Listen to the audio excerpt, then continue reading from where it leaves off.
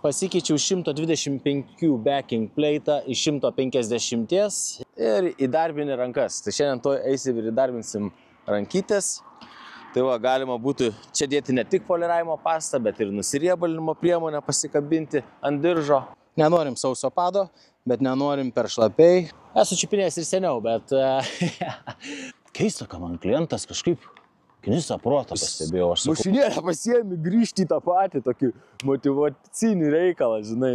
O tas visokios tokios kampukai, ten kažką, kančykės, tai beveik net susivienodina su originalia detalė. Na ir va čia, matot, aš jau poliruoju tą išlinkimą netgi kraštu pado. Kitas dalykas, saugoti backing plate, va įkišant į tokias erdves. Užsidėjęs va taip, aš kai poliruoju kažkur tokias sudėtingesnės vietas, šiek tiek galiu leisti. Per tą pačią vietą viskas, padengėt. Jeigu jūs vėl užeisit per tą padengtą vietą, neleidžiat keramikai.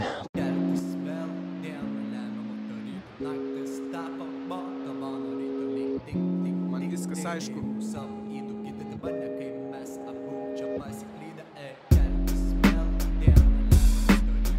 Paprastumas. Štai ko jums visiems trūksta. Taip stipriai. Man atrodo, mano antra pusė liūdi, kai manęs nėra šalia. Man atrodo, mano antrai pusė gera, kad sutiko mane kelyje. Bangos pasiekė pirštus, jos užlapino batus. Mes tik primenam vaikus, matom plaukiančius laivus. Šioj pakrantėj vieniši, sukurti būti po du. Su manim būsi saugi, mūsų pusėje dangus. Mes su tavim tokie ramus. Tau reik manęs, tau nereik Bahamų. Man reik tavęs, kaip reperių instrumentalo. Ir tavo laimė visad buvo mano kelias. Jeigu jūs savo arsenale dar neturite rotacinės poliravimo mašinėlės, siūlau susimastyti, nes tai tikriausiai, mano manymu, svarbiausias poliravimo įrankis. Kodėl? Todėl, kad dirbant plotais yra automobilis sudarytas iš nelygumų, visokiausių išlinkimų, įdaubų, kantų, patys suprantat. Kalbėkim konkrečiai apie bamperį. Kokybiškai bamperį išpoliruoti tikrai reikalingas rotorius. Ir 75, 25, 35 backing plate. Tai va, ant rotoriaus jūs galite backing plate nuo 25 iki 150 susidėti. Bet kokį. Ant ekscentrikos geriausiu atveju 125, 150. Arba jau kitą ekscentriką turi per kitą mašinėlę, ant kurios būtų 75. Bet ekscentrika malasi į šonus, o kai rotorius sukasi savo eiga aplink savo ašį, jis labai gerai gali, kaip lazeriu, jis labai gerai prisitaiko prie kiekvieno išlinkimo ir paviršiaus. Ir mes išdirbam visokiausius išlinkimėlius ir įvairius plotus. Yra tokių niuansų, kad taip, hologramos atsiranda, bet galima išdirbti paviršių rotorium ir nepalikti hologramų, tiesiog imant kitų pastų padų kombinacijas. Ir rankom šiek tiek jau kitaip dirbti reikia. Kitas dalykas yra rotorium labiau keliama temperatūra paviršiaus, o bamperiai dažniausiai būna plastikiniai. Plastikas nepaskirsto karščio, jis vietoj užverda greitai. Rotorium reikia atsargiau dirbti, ypač ant plastikinių bamperių. Na ir kitas dalykas, rekomenduoju rotoriaus poliravimo pado kraštą irgi supraiminti, prigirdit poliravimo pastus. Tai va taip, paimat irgi užsidedat ant kraštuko, tiesiog sudrekinat poliravimo pastą kraštą. Pirštuku, nes jeigu sausa kempinė ant plastiko kur nors prisilies kokį kraštą, na, ten 5 sekundžių klausimas, kada jūs prašveisit ir užkaitinsit to vietoj laką, nes sausa kempinė labai stipriai kaitina ir negali net kraštai būti sausi. Tai va, prisigirdom padą tiek iš kraštų, tiek iš pado ir jau galėsim drąsiai dirbti. Tai laikomės tokių principų, kad vis tiek per daug nelipam ant tų kraštų, ant kantų, nes ten ir lako yra mažiau, nes įsivaizduokit, va, pulvizatorius užmetė lako, lakas sukrito ir jis biškį nuo gravitacijos taip čiučiut nuo kantos aštrios, čiučiut nuteka. Pati kanta yra šiek tiek nuogesnė. Mažiau ten yra lako, nei ant lygaus paviršiaus. Vienas dalykas, kodėl jų reikia vengti, kitas dalykas, toj vietoje atsiranda stipri mechaninė trintis, nes jinai labai siaura ir kaista greičiau, na ir to pasekoj mes vėl rizikuojam nuskriausti kantą. Tai rotorium, tiek ir ekscentrika, nereiktų kantų, jeigu skusti, ta prasme. Už papoliruot, perės prabėgti, biškį, pablizginti, jas reikia, bet jom tiek ir te reikia. Labiausiai mes dirbam pagrindinius didžiosius plotus, o tos visokios tokios kampukai, ten kažką, kančykės, tai mes jas pablizginam. Va dabar yra kietas paraloninis padas, jis vis tiek yra skutimo padas, plius rotorius ir kieta pasta, ne, abrazyvo aštriu. Vis tiek čia yra jau skutimas, aš nelipu ant kantų, dirbu prie kantų. Na ir va čia, matot, aš jau poliruoju tą išlinkimą netgi kraštu padą. Ir jisai yra prigirdytas pasta, netgi va matos, kad labai drėgna, čia aš balta. Tai va čia nuo kraštelio pasta papuolė ir man pritaškė lyg ir perteklius, bet čia yra krašto. Ir aš su juo išpoliruoju. Va tą vat nosies ertmę kažkokią skylę. Su kantele labai gražiai. Pablizginu.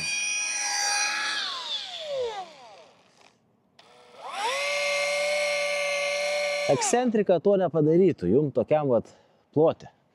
Neišimtų įmigrėžimų ten tuose išlinkimuose dobėse. Nepreitų va taip arti, tobulai į kampą. Ir ką jums reikia žinoti vėl, jūs turite atminti, kad pats kraštas labiausiai skuta, kai palenkiat mašinėlę. Kitas dalykas, saugoti backing plate, va įkišant į tokias erdves, kad va jisai nesiliestų, ne? Pats tas va plastikas. Ir dirbti plokštumom. Plokštumom, va taip, va, kaip išlinkimai eina, taip ir padą jūs pritaikot prie paviršių.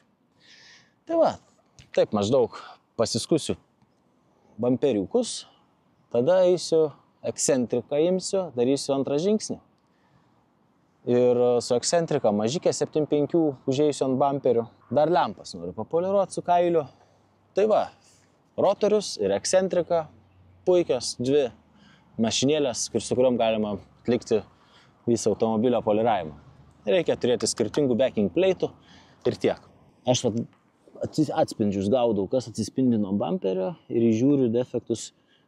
Matas irgi bamperis šiaip nesenai perdažytas. Keista, kad man klientas kažkaip knisa protą pastebėjau. Aš sakau, bet čia šonas, sakau, biški muštas, ne, dažyta tą mašiną detalėm. Ne, nesąmonė, gali būti kažką įsimą.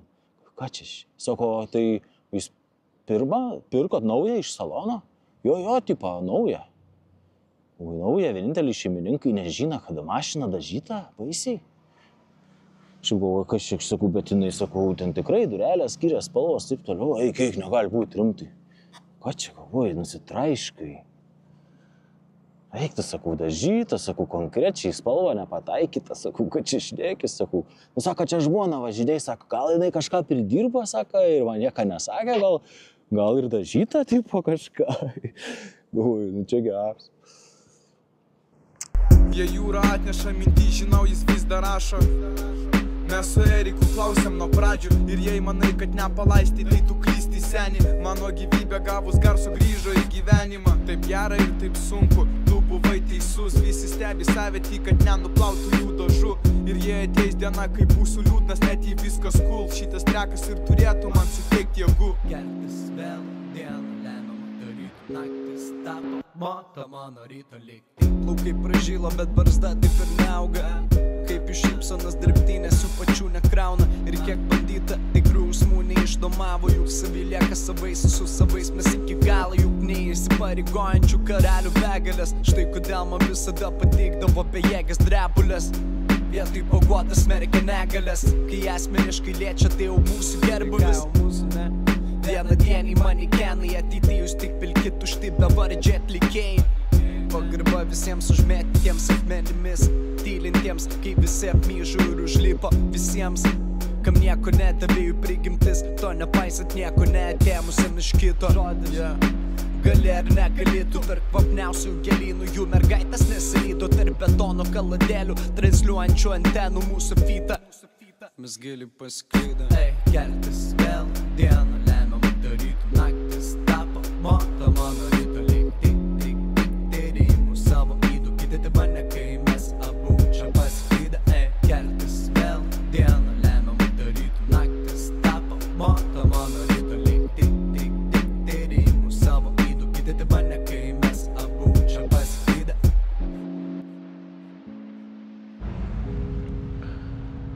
Nežinau, ponios ir ponai, kaip matot, va čia va tene, galit matyti, va tokie yra, įbrėžimai gilesni, va šitoje vietoje čia va poliravau, čia va nėra, normaliai visai, čiks čia va atsiranda labiau. Čia va yra iš vis nepoliruota dar, matas, kad yra šiek tiek daugiau tokios rūpkytės, o čia šuks biškiai iškesnis jau vaizdas, o ne? Puh, pah. Bet va, čia įbrėžimų kova yra, matot?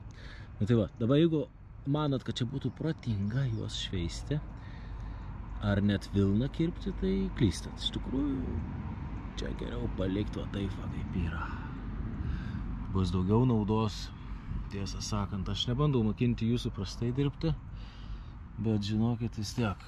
Lakas, kaip būtų, yra labai svarbi dažų apsauga, tai svarbiausia.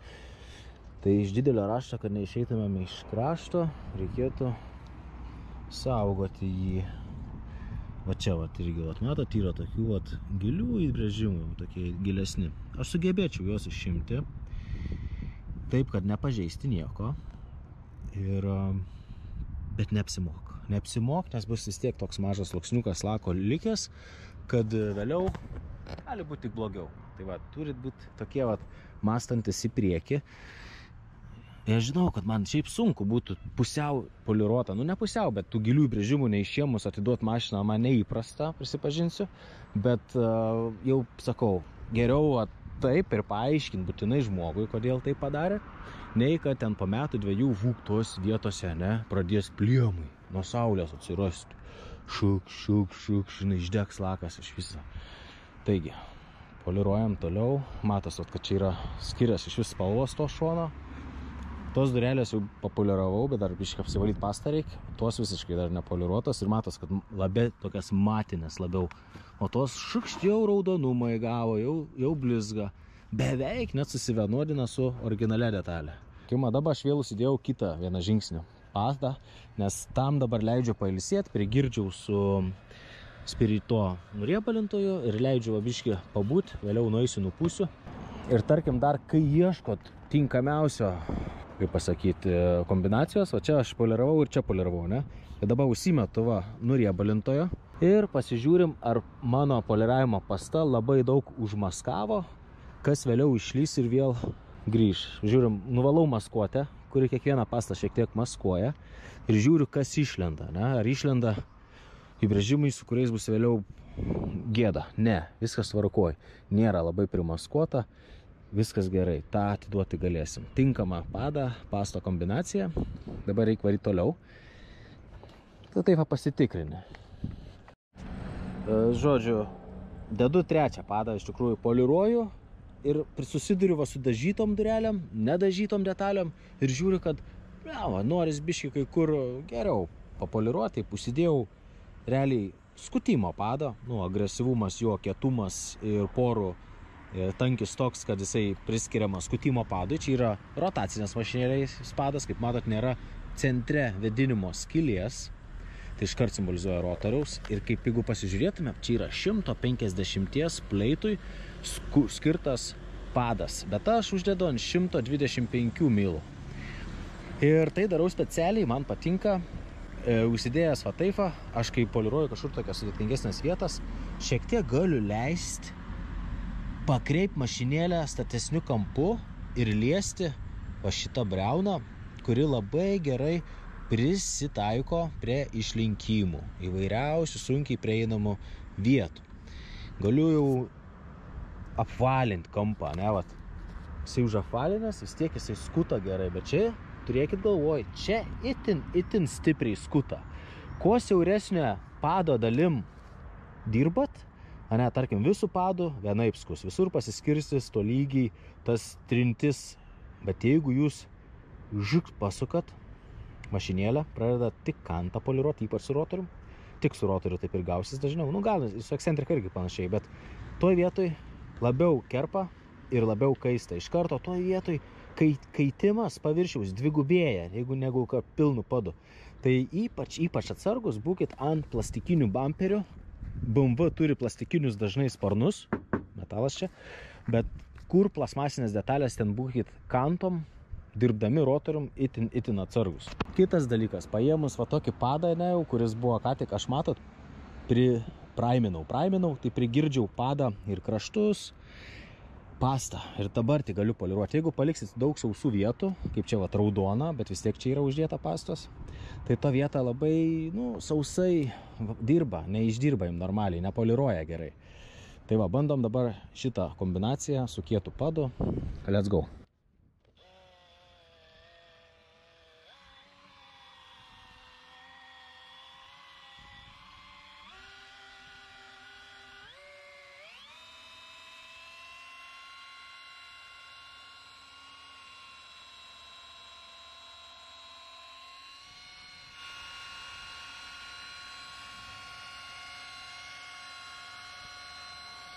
Labai norėtus paimti vilną, nes neišiminėjo aš tų tokių tikrai brėžimų, kur vilną išimtų iš karto mygom, bet taip stabdyti save turiu nuo to pratingesnio, bet net nekokybiškesnio darbo.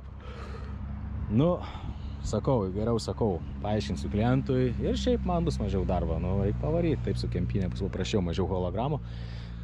Žiesiu, ar prireiks dar to iš vis finišiuko, gal greitai ekscentriką su super finišu prabėgsiu ir žiūrėsim. You are watching Master Pad and Rotation Machine at Work. Pasikeičiau 125 backing plate iš 150 ir finišuosiu Rūpeso baltų padų. Phoenix Super Perfect Finish Sonox pasta. Prieš keramiką jinai puikiai tinka. Ir šiaip visą laiką testuoju vis kitą produktą. Laikas atėjo ir Sonoxiukui. Rūpesą karts nuo karto pradedu dažniau čipinėti. Esu čipinėjęs ir seniau, bet pasiemu dar vieną kitą. Žodžiu, einam finišuoti automobiliuką ir... Tai ką, pradėsim nuo stogo, nuo tolimiausio krašto, prie kurio aš pasiekti galiu netyčia ir įbrėžti, galbūt prisiliesti prie automobilio, tai nuo viršaus į apačią darbas eis. Ir kadangi 100 pem padas man bus spartus, greitas finišo darbas.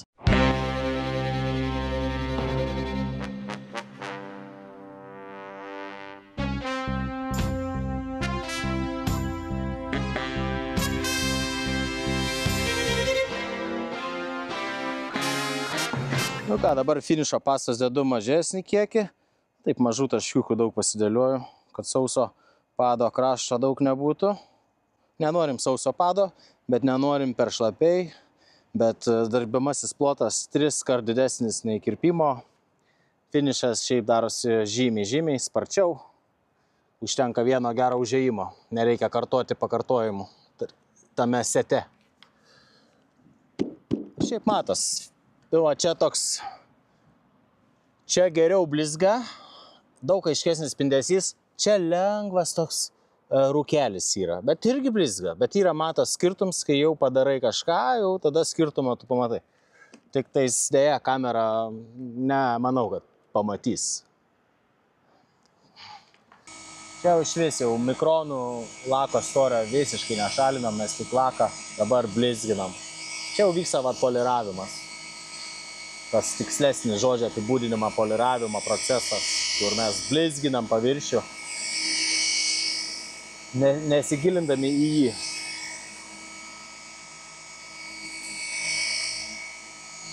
Uždirbinėju pastą jau taip per miglą lieka. Bet geriau finišą darant greičiau baigti. Ta prasme, jeigu, pavyzdžiui, atliekant finišą, geriau užbaigti anksčiau, negu užbaigėt su kirpimo pasta. Skutimui mes kartais ir norim to tokio pusiau sauso darbo pabaigoj, o čia mes geriau šlapiau sustot. Ir žinoma, užšluostė turi būti labai švari. Čia dar gerai, kad prisiminiau. Gera, minkšta, švari šluostė. Čia užbaigiamieji procesai. Steriliaus, švariau, šluostės, pado ir aplinkos. Tai gerai, kad šiandien nėra vėjo, nekrenta nuo medžių jokios nuosėdos, nei apnašos, nei paukščiai čia negyvena. Visai dėkinga vieta. Bet lydi per vienas kitą dulkę nukrenta, bet aš matau ją, numušu su rankšluostuku prieš poliruojant. Man dabar svarbiau bus drėgmė, o oro sąlygos tinkamos. Bet vakar biškai buvo lietaus ir dabar neaukstos. Šiaip ore yra drėgmės ir aš bandysiu čiučiut pabandyti dengti. Pažiūrėsim, kaip gausis. Keramika. Ir realiai, vat, jūsų darbo uniformikė turėtų būti tokia. Ne? Nu, aš, pavyzdžiui, matau, kas po rankom vyksta. Prožektoriuką užsidėjau. Vis tiek galbūt pasižiūrėti, pasišviesti. Tada dar ausinės susidedi garso slopinimo funkciją turinčias, tokias didesnės, ne? Gerai absorbuojančias garsą, triukšmą. Tai negirdi nei mašinėlių, nei siurblių, jokios įrangos. Būni savo kažkokiuose pasauliuose, vidiniuose ir įdarbini rankas. Tai šiandien to eisim ir įdarbinsim rankytės. Tai va, galima būtų čia dėti ne tik poliravimo pastą, bet ir nusiriebalinimo priemonę pasikabinti ant diržo. Testuoju vis kažkokį kitokį brandą pasiėmu, dabar pasiėmiau tokį Tenzi. Tenzi šiaip, sakyčiau, yra kaip ir biudžetinė pagal kainą firma. Manau, klasifikuotus labai arti prie K2 produktų, kurie irgi pakankamai geri, bet irgi biudžetiniai.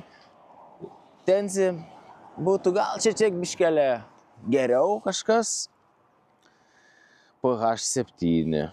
Nu tai va, tas Tenzi irgi čia yra Lenkų produktas, biudžetinis. Pažiūrėsim, kaip jisai dirba. Ką aš pastebėjau su kitais nuriebalintais, jisai turi visiškai kitokį specifinį kvapą, kurio kiti neturi. Jisai turi tokį vaistų, arba jeigu esat, kada vartoja Animal Pack sportinius papildus. Animal Pack tos tabletės turėdavo tokio viens prie vieną toks pat kvapas. Animal Pack. Ir taip iš karto pasąmonė asocijuojasi su to vitaminų kiekiu, žinai, su to energija, kurią gauni iš tų papildų. Ir salėj sportuoji, jauti, kaip prakaituoji, žinai, to Animal Packu. Tai dabar irgi, užsipurški. Tas prakaito kvapas primena kočiokų laikus, žinai, kai salę varydavai po 2 kartus į dieną, ten varydavai. Ir mašinėlę pasiemi grįžti į tą patį, tokį motyvacinį reikalą, žinai. Tai duodu didelį pliusą kvapui, jis kitoks, ne visiems patiks, bet kas atras asociacijų su to kvapu, manau, visai nieko. Na, o keramikos dengimas itin paprasta procedūra, bet tikrai atsakinga. Reikia ją labai gerai vienodai tolygiai visur padengti, kruopščiai, kantriai, įvairius lauko paviršius. Tame tarpo ir, sakau, shadow line'ai, piano black, krominės detalės, grotelės priekinės, viską, kas turi sąsajas su lauku, ne, tai dengiam keramikom. Geriausia yra. Viduj nenaudojam keramikų, tokių plastikams arba tenais gumoms.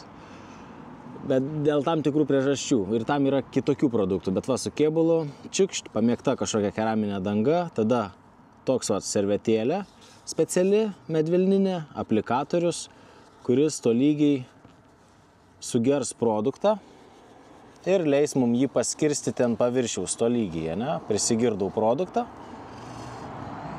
Reikės švarios šluostės.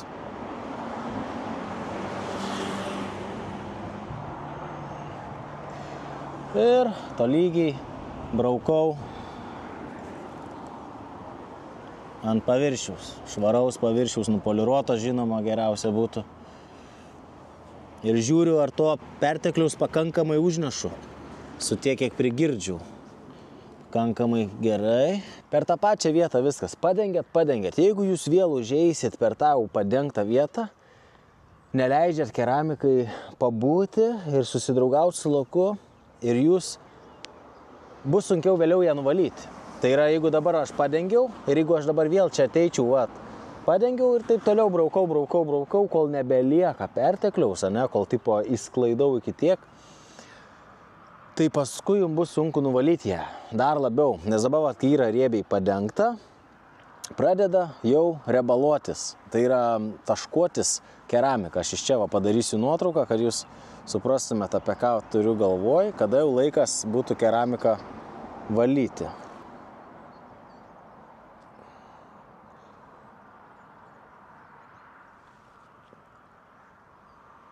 Nu ir viskas, jau laikas valyti. Ir taip perteklių paimat, kaip buldozeriu, geriau taip vienodai surenkat. Ir stengitės neužlipti ant kitų detalių. Bet jeigu užlipat, kaip aš dabar ką tik, tai pasiemat ir dabar sušluostę jau valot perteklių poliravimo būdu, bet jau užlipat ir ant kitų detalių, ten, kur galimai kliuvo perteklius.